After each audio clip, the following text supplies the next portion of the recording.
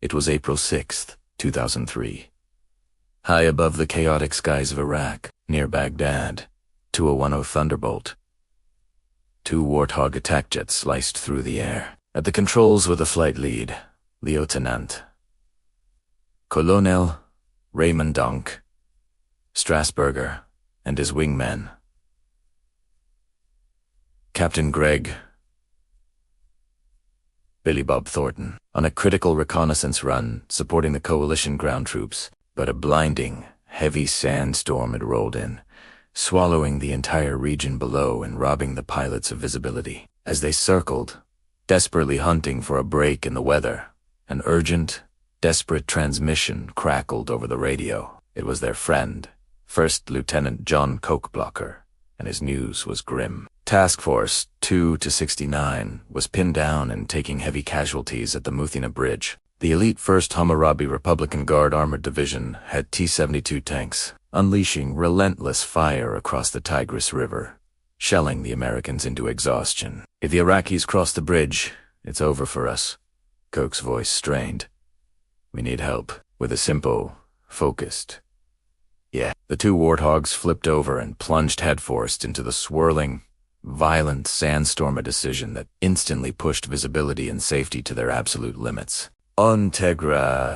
Iraqi infantry swarmed from cover, pouring fire onto the American position.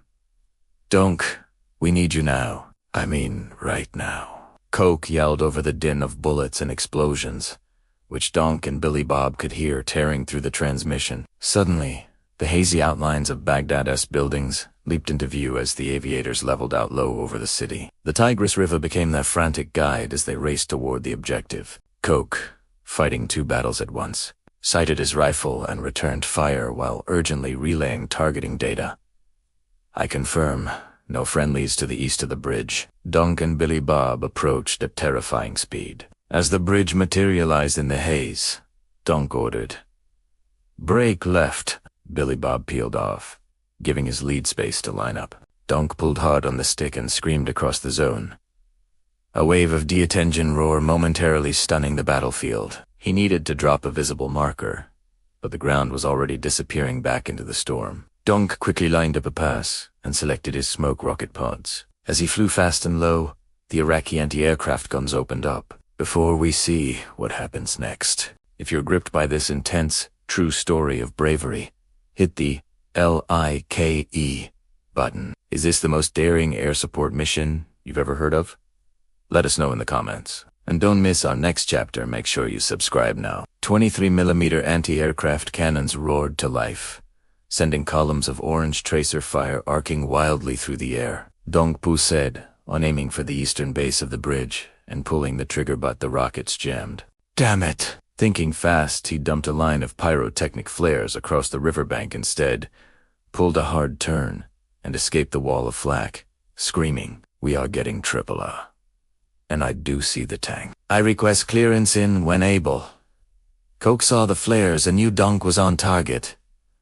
"Donk, you're clear to engage." Donk turned back, now armed with live ordnance. Streams of tracers chased his menacing Thunderbolt across the sky, zipping mere feet from the cockpit. Unfazed, Donk locked onto a BMP personnel carrier charging for the bridge. He scented his reticle and pulled the trigger.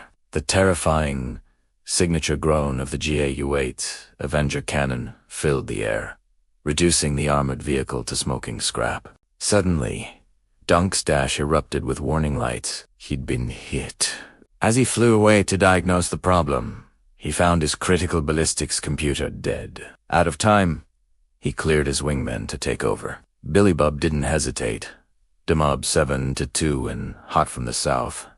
He plunged into the haze and slammed the crosshairs onto his first target, a T-72 main battle tank. The tank was annihilated by a deluge of armor-piercing 30mm shells, erupting in a towering fireball. Donk, flying with only an old-school iron crosshair, knew he had to try again. A swoop head in unleashing a torrent of 30mm rounds. Then, Billy Bob came in for his second pass, confirming, "I got a second T-7 to eastern position of the roundabout. Confirm, I'm clear back in."